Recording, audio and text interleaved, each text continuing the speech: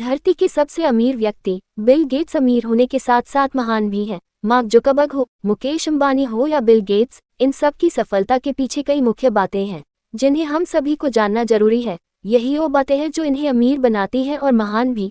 अगर हम इनके अनुभवों और तजुर्बों पर अमल करें तो आपको सफलता भी मिलेगी जिसके आप हकदार हैं तथा जिस सफलता की आपको जरूरत है। आइए इसे हम एक कहानी के माध्यम से समझते हैं। एक दिन बिल गेट्स अपने शहर के एक होटल में खाना खाने गए। होटल के कर्मचारी और वेटर ने उन्हें बहुत सम्मान दिया। बिल गेट्स ने खाना खाया। खाना के बाद बिल गेट्स ने अपने बिल का भुगतान किया। बिल गेट्स ने बाकी पैसे को अपने पास रख लिए और $10 टेबल पर टिप रख दिया। वेटर हैरान होकर जब उसने टिप उठाए और बिल गेट्स को आश्चर्यचकित होकर देखा। इसको देखकर बिल गेट्स ने वेटर से प्रश्न किया कि क्या आप कुछ कहना चाहते हैं। वेटर ने जवाब दिया कि सर, कुछ दिन पहले आपकी बेटी इसी होटल में आई थी और $10 टिप दिया था और आप इस दुनिया की सबसे अमीर आदमी हैं, लेकिन सिर्फ $10 टिप दे रहे हैं। बिल गेट्स हंसे फिर बोले, भैया, मेरी बेटी दुनिया के सबसे अमीर आदमी की बेटी है तो वह 100 की टिप दे सकती है, किंतु मैं एक साधारण आदमी का बेटा हूँ और मैं ये बात कभी नहीं भूलूंगा। खुद मैं उतना डॉलर टिप देने में सक्षम होने के योग्य नहीं मानता हूँ। दोस्तों, बिल गेट्स जैसा सबसे अमीर आदमी भी इस छोटी बात को इतना विचारशील होकर याद रखता है, तो सोचिए हम कितने विचारशील हैं।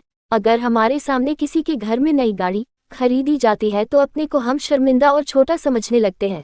सच में यदि हमें अपने जीवन में सक्सेस होना चाहते हैं तो हमें ऐसी छोटी छोटी बातों का बहुत ध्यान रखना होगा। किसी की परिस्थिति में अपनी स्थिति को नहीं भूलना चाहिए और अपना सब ध्यान अपने लक्ष्य की ओर एकाग्रित कर सफलता के मार्ग पर अग्रसर होकर अपने लक्ष्य को प्राप्त करना चाहिए। हमें कभी भी अपने आप को गर्व से अभिभूत नहीं होना चाहिए। कोई भी व्यक्ति अगर गरीब घर में जन्म लेता है तो ये उसका कसूर नहीं है, लेकिन वह गरीब होकर ही मरता है तो सब कसूर उसका होता है। तात्पर्य ये है कि सभी आदमी जो भी इस संसार में जन्म लेता है, सबको ईश्वर 24 घंटे का दिन रात देते हैं। उसका इस्तेमाल कोई पति बनने में लगाता है तो कोई करोड़पति बनने में। जिस प्रकार एक एक तंतु को मिलाकर एक कपड़ा बनाया जाता है जिससे किसी की लाज रखी जाती है, लेकिन किसी की इज्जत को ढकने के लिए कपड़ा कभी कोई क्रेडिट नहीं लेता है, ठीक उसी प्रकार हमें भी एक इकाई को निर्धारित पैमाने से सकारात्मक ऊर्जा का अपने अंदर समावेश कर भविष्य निर्माण का लक्ष्य निर्धारित करना चाहिए। केवल मनोकामना पूर्ति और मनोरंजन के ख्याल से अपने जीवन को नष्ट नहीं करना चाहिए। ऐसे विचारों का ख्याल लेकर किया गया कार्य की सिद्धि भी प्राप्त नहीं होती। अपने कल को कभी नहीं भूलना चाहिए, किंतु ये हमेशा स्मरण रहे कि कल के चक्कर में आज को बर्बाद कर अपना भविष्य नष्ट भी नहीं करना उचित होगा।